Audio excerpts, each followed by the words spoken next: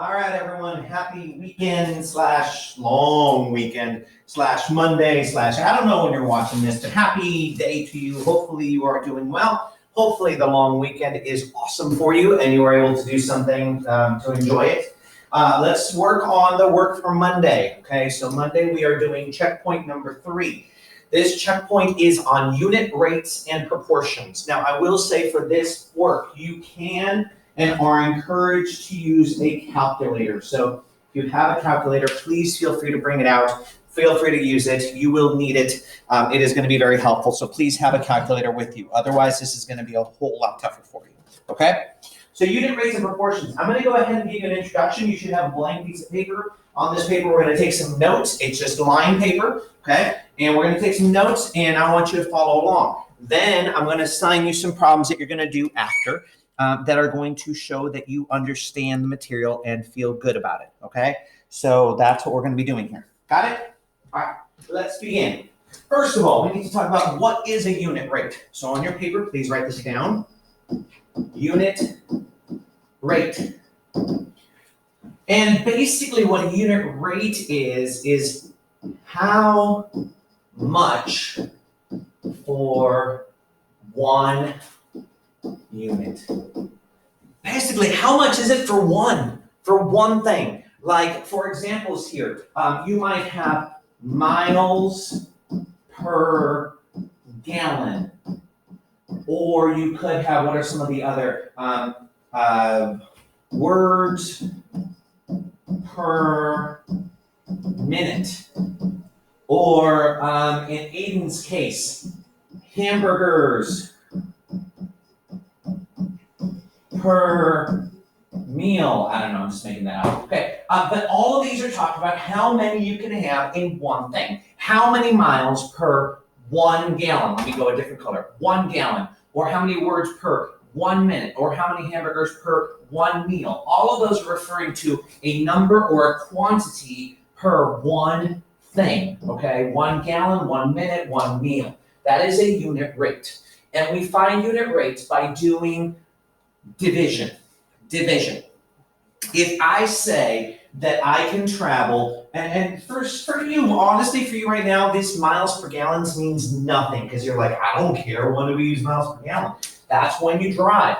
But in a couple of years, when you get a car or when you get to use your parents' car or somebody's car and you have to pay for gas, miles per gallon is big.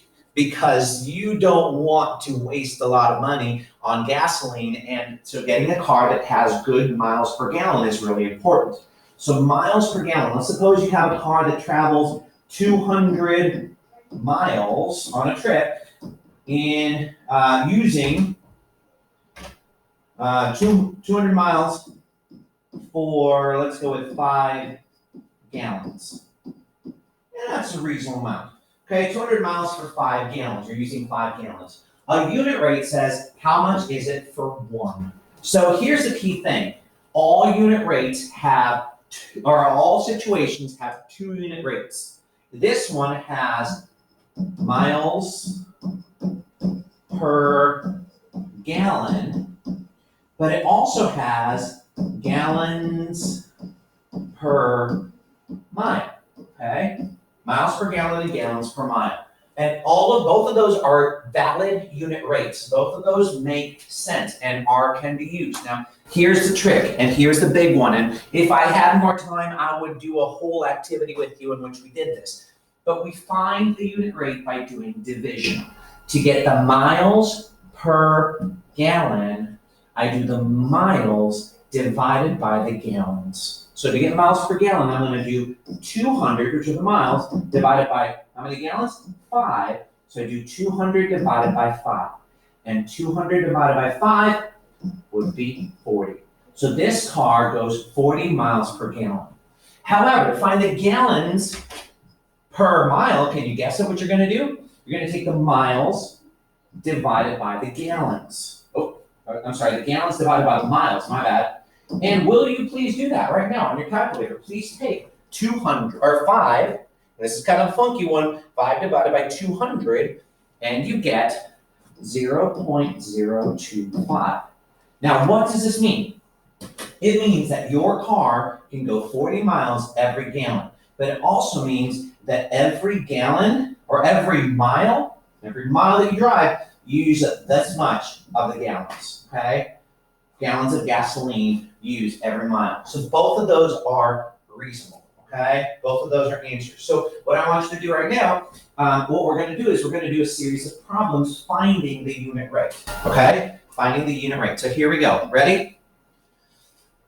Parts A through C, you're going to use the given information, find the unit rate, okay? So that's the part we're doing right now. Then we're going to tackle proportions, okay? So unit rates, if 2.5 pounds of bananas cost $1.89, what is the cost per pound? So look at that. We're looking for cost per pound. Cost per pound. What are my two numbers here? What is my cost? My cost is $1.89. What is my pounds? 2 1/4, okay? So if I'm finding cost per pound, I'm going to do the cost divided by the pounds. So on your calculator, now here's kind of the confusing thing. We have decimals and we have a fraction. Really on my calculators, I want fractions. So how do I find 2 1/4? What's 1/4? Well, you could do 1 divided by 4 and you get 0.25. So basically you're going to do 1.89 divided by 2.25. So please do that. 1.89 divided by 2.25, and you get your unit rate. The cost per pound, 0.84. Now this is what it's talking about. What is it talking about? Dollars. Okay, so that many dollars per pound. Or you could say, you could put it this way, 0.84 dollars per pound. Cool? There's the process. Really, that's all it is, okay? So now you're going to try this one, okay? Now in this case, we've got a table, but we still do the same thing, okay? So your job right now, try it out. Please tell me the unit rate. Unit rate, look at this. Weight per centimeter. Okay. Now you don't need to copy the entire table, but copy a couple points. So at least copy this on your paper, please. Copy this, pause the video if you need to, copy the red, and then find the weight per centimeter. You must show me work, please, okay? And you're like, I did it with my calculator. Great, show it on paper. Okay, if you did it right, here's what you should have had. You should have weight per centimeter. Now the cool thing is, if you do it, look at this, weight and centimeter, and it doesn't matter which one you pick if this is true for all of them. So what is the weight? 9 divided by the length in centimeters would be 15, and 9 divided by 15 is 0.6. So 0.6 grams, because we're talking about grams, per centimeter would be the answer. But by the way, what if you didn't pick that? What if you picked the 12 and the 20? Well, again, what is the grams? In this case then, it's 12, and the centimeters is 20. And if you do 12 divided by 20, any guesses what you're going to get? Same thing. If you would have done 30 divided by 50 or 18 divided by 30, you would have gotten the same thing. So 0.6 grams per centimeter. Got it? One more of these. Please look at the graph and please tell me what the unit rate is based on the graph. Well, remember, what does unit rate, oh, I'm sorry, I forgot to slide it down. There you go. Use the graph at right. There, is that right? No, it's not. Okay, to find the refill cost per bottle. Cost per bottle. Now, you could go here and say, oh, well, one bottle's right here. Ooh, but how much does that cost? It's really hard to tell. It gives us an estimate, but it doesn't give us an exact answer. So how am I supposed to answer that? Well, if you look really carefully, look at this. Where is there any point along the line where this diagonal line here crosses and I can give an exact number? Let's see. I'm going to start going here and see if it crosses anywhere perfectly. Still nothing. This one's pretty close right here. Look at this. 5. And it looks like 17.5, 15, halfway between 15 and 20 would be 17.5. See if there's another one. If I keep going, keep going. Oh, this one right here, look at this one. See how that red point right there falls directly? I can go from here, I can go straight down to 10, and I can go straight over to 35. So 10 bottle refills cost me $35, or 5 cost me $17.50. So if 10 refills cost 35, please find me the cost per refill. Well, cost 35, refills 10, divide it, $3.50 per bottle. Cool. That is unit rates, ladies and gentlemen. Those are unit rates. Now, the last thing we've got here then are proportion problems, okay? And a proportion is, let's write this down. A proportion is using rates to find missing values. Using rates to find missing values. Okay, now that does, what it does is it puts two fractions equal to each other, like 1/2 equals 3 over x. Well, you know 1 times 3 gives me 3, so 2 times 3 would be 6. So it states that two ratios are equal, okay? So a proportion says two ratios are equal, and we're doing it to find a missing value. There are several ways you could do it. Let's practice one here. If 200 vitamins cost $4.75, what would 500 vitamins cost? So what you do is you take your first comparison, so 200 vitamins, over $4.75 equals, and then see how there's three numbers, 1, 2, and then 3, and then they're asking for the fourth one, how much does it cost? So then I just put the label, 500 vitamins would go where, top or bottom? 500 should go on top because it's talking about vitamins, and then X goes down here. Now, again, two options. You can find 200 times what gives me 500 by dividing that. The other option that we've talked about is you can also just multiply these two numbers and divide by the third.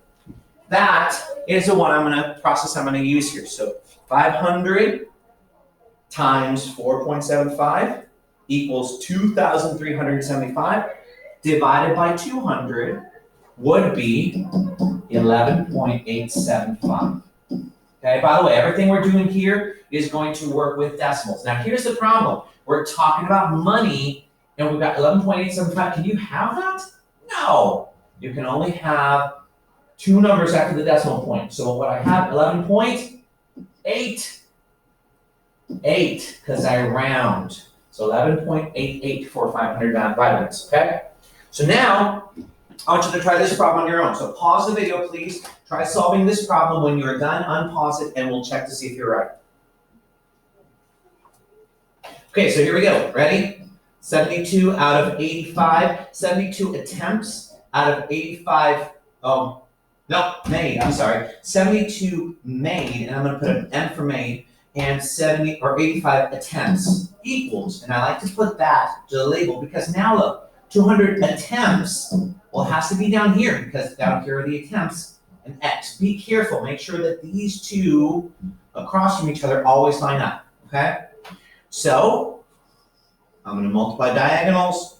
200 times 72 is 14,400 divided by 85 is 169. Sorry, that's really bad. 169. Now, I have 4, 1, 1, dot, dot, dot, dot, dot. But here's the thing. When I'm talking about attempts, I really want whole numbers, so it's going to round to 169. If you want to, you can also do this little, you can also do this little squiggly line is approximately equal to 169 made. Cool? That should be your answer. And I'm going to stop it right there. There was another problem here, but I'm going to go ahead and, well, actually, you know what? No, pause it, try this one. Ooh, this one's a little tougher. Okay, hopefully you tried it. Let's see if you got it. Now, here's the thing. Fractions are kind of ugly in proportions, and so the best thing to do is change it to decimals. 1/2 is 5/10 of vanilla, and 3/4 is 0.75 of flour. Then, how much would you need for 5 cups of flour, well, it's 5 flour because flour and flour. And then I do the same thing, multiply, divide by the third. So 5 times 2, or 0.5, sorry, equals 2.5. Okay, divided by 75 hundredths gives my answer, which is 3. And now it says 3.333333333. I'm gonna round it. 3.3, I'm sorry, not gonna round it. I'm gonna put a bar above it. It's bar notation, and this is cups of vanilla, okay? So, or teaspoons of vanilla, so vanilla. And that's the answer I'm looking for, okay? All right, so here's your task. You are now going to do checkpoint number 3. Write this down, problems 1 through 5 and 14 through 18. 1 through 5 are unit rate, 14 through 18 are proportions. You're then going to check your answers. The answers are on that same page down at the bottom. Any that you got wrong, you're going to fix. Any problems that you did not match up, you're going to go back and figure out what you did wrong. This is going to be on the test. You need to know how to do it. So fix it. Any problems until you get the right answer. And then you're going to upload your picture of your work by midnight on Monday. Got it? Now let me show you how to get to that, okay? So here's how you get to checkpoint. And watch this again if you have to. You go to your book. Then, do you see up here, do you see these 3 bars up here on the top where you usually pick your lesson? You're going to click on those 3 bars, and you're going to go all the way down. Now at the bottom, do you see how it says reference? That's what we're going to go to. We're going to go to reference, and you're going to click on reference. And the very first thing, if you scroll down, the very first thing is checkpoints. That is what you want. So I click on checkpoints, and it takes me to this page. Here then, you'll either have tabs at the top, or you might have to go here. And we want CP3, checkpoint 3, right there. Click on checkpoint 3. As you notice, right here, it has the answer to my problems that I just did. And then it has some explanations. So look at that. It has some explanation as to what a ratio and proportion are. It has some more examples if you want to look at it. Okay? And then at the bottom, right here, it has all the problems, 1 through 18. Now, you're not doing 1 through 18. You're doing 1 through 5, and then 11 or 14 through 18. Okay? And then at the bottom, it's got the answers. You must show your work. So if all you give me are answers, I'm going to give you a 0. So you must show your work. Problems 1 through 5, and then 14 through 18. But please check your answers, make sure they're right. If they're wrong, fix it, and then make sure you understand what to do. So right there, you need to understand it. You may use a calculator, check your answers, and that's due by midnight on Monday. Got it? All right, have a wonderful weekend. Get those problems done. Get those pictures uploaded. I'll talk to you later.